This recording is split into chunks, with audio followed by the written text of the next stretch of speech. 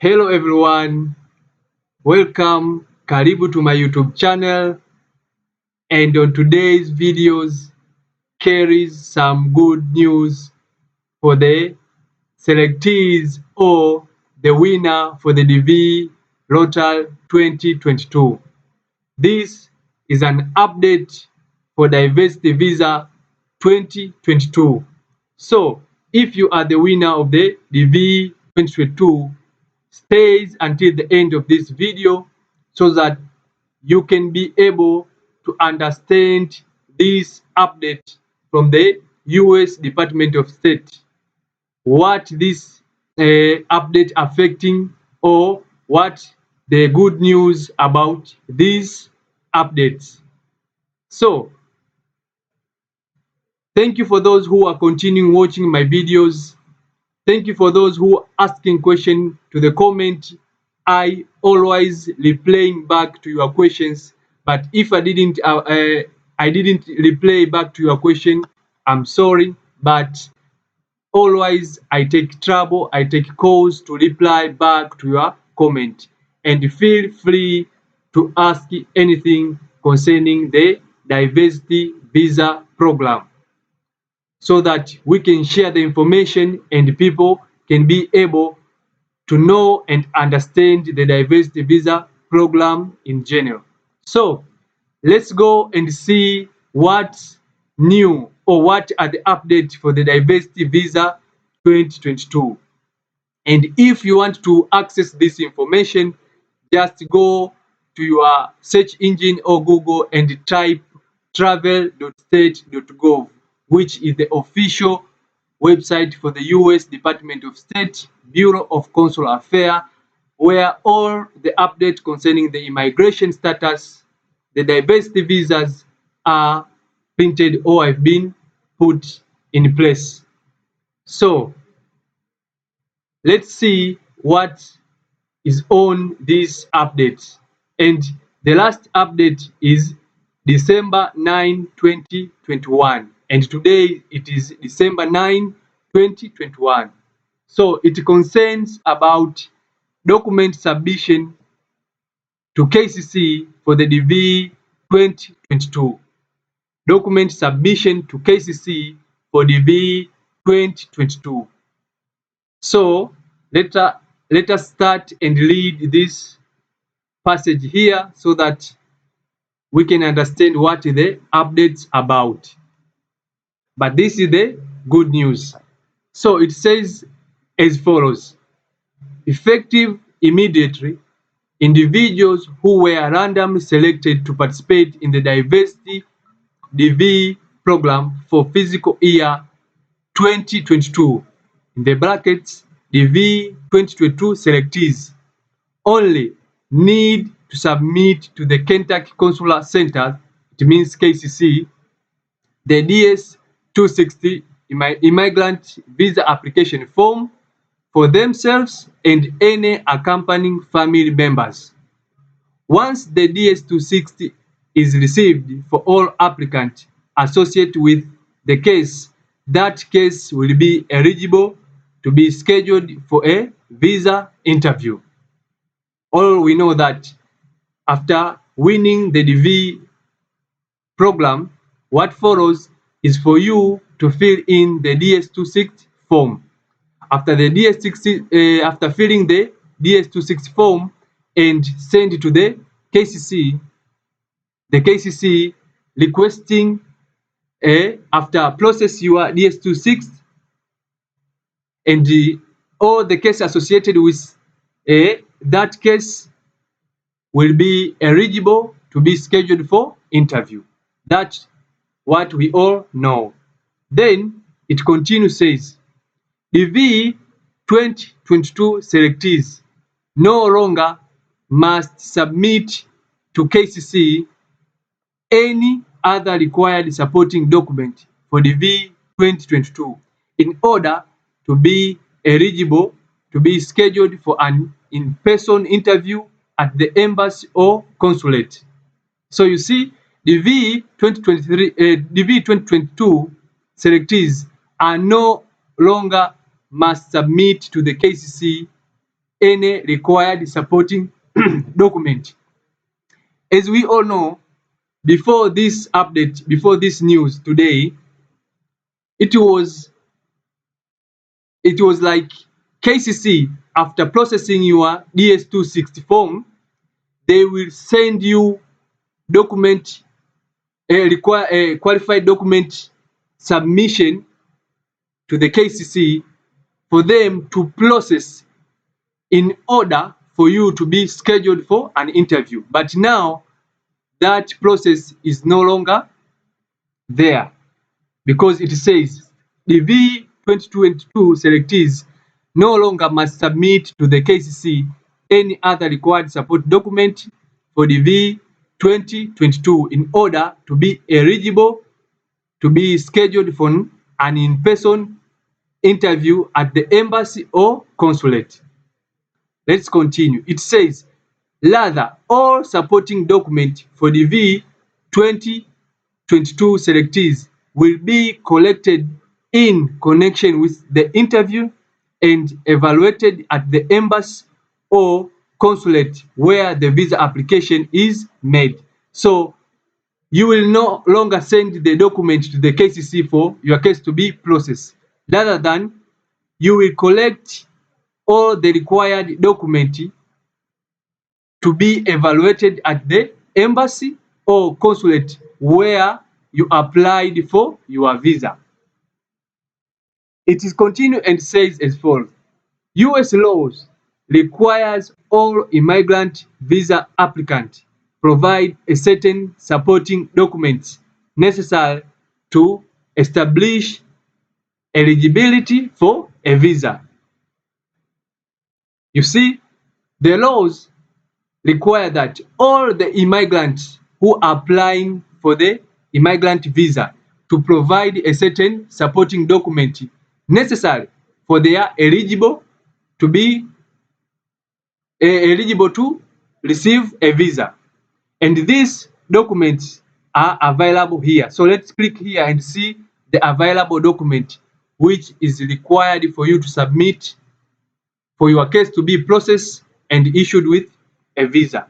So let's see submitting supporting documents. Let's wait for the page to open so that we can see those supporting documents. And these supporting documents range from birth certificates, it means the birth certificates of the principal applicant, court and prison record. If you have been convicted or you have been in court, you're required to provide those records.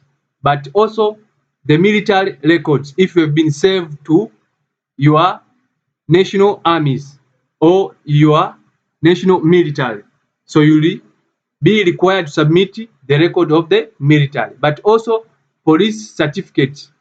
This is one of the documents that you will supposed to submit, and it starts from the age of 16 to above, and it is required the police certificate to all country which you have been staying for more than 6 months.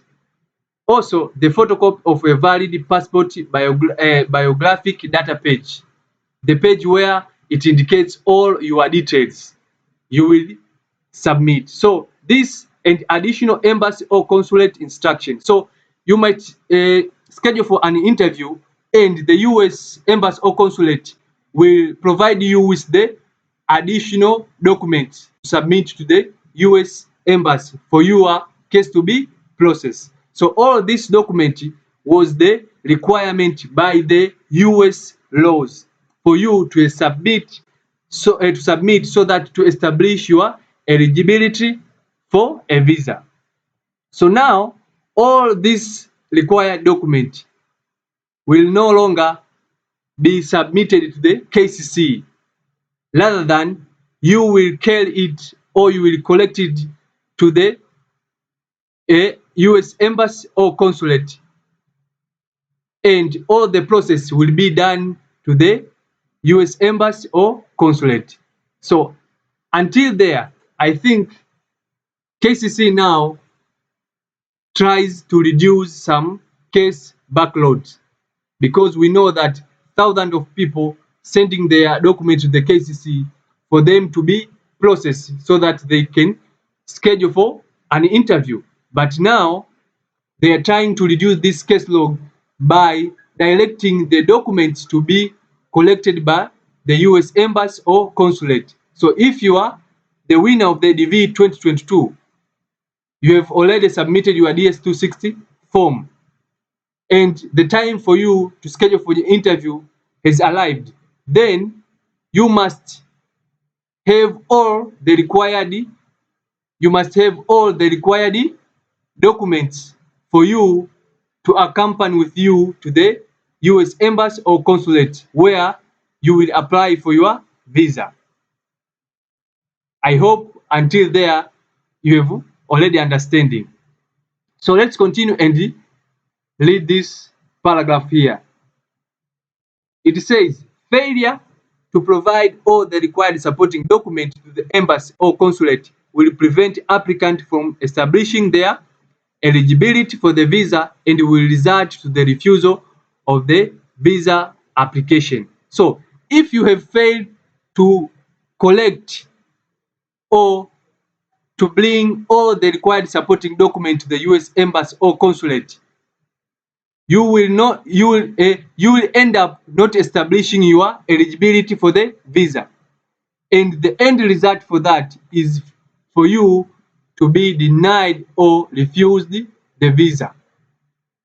So make sure you have prepared all the required documents to support your case or to support your application. However, a refusal for lack of document can be overcome by providing any missing document to the consular section. Then, if you have missed some document, you might be put under administrative process until you go and collect the missing document and return to the consular section for your case to continue to the process until the final receiving your visa. So you may overcome such refusal of the visa by providing the additional required or the additional missing documents. It continues as follows. We strongly encourage applicants to be prepared to demonstrate eligibility for the visa at the time of the interview by having available all the required documents. So you are required to have all the document during your visa interview for you to get the visa.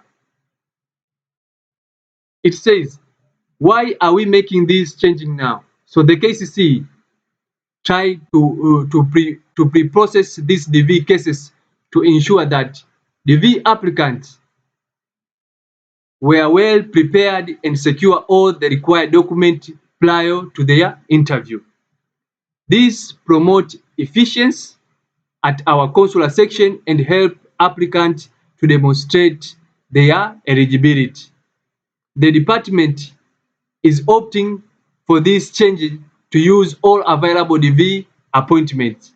As of now, the department is treating this as a pilot program and will analyze the cost and the benefit for these changes later in the program. So this is just a pilot program. But in my opinion, I think this will be a good or a better way for the KCC to process the DV cases in a speedy track and to reduce this case log so that most or many people who have been selected to apply for the diversity visa, they can receive their visa in fasting way, because as you can see that back in the days or back in the DV programs, most of the people failure to get scheduled for interview because KCC processing their documents, it takes a long time, or so it's end up you find out you're missing out of the the physical year is ending and the KCC is still processing your document. So in my opinion, this will be a better way to reduce this DV case log so that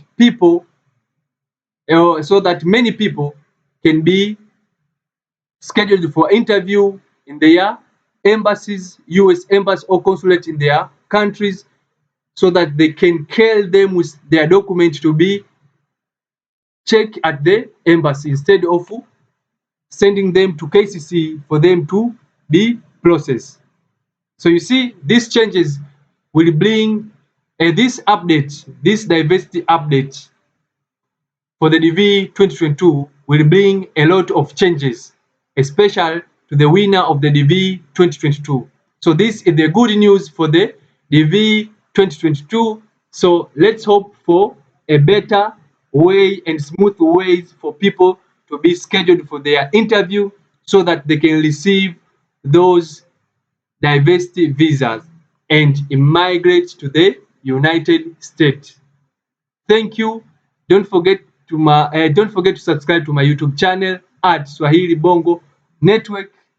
Comment, share, like, then leave any question in the comment below, and I will going to respond back to you. Thank you. And the next video, I will upload the video concerning the December update for the visa bulletin for the month of December. So keep watching the videos that I posting on the my YouTube channel so that you can continue being aware and updated concerning the diversity visa. Thank you so much. Bye bye.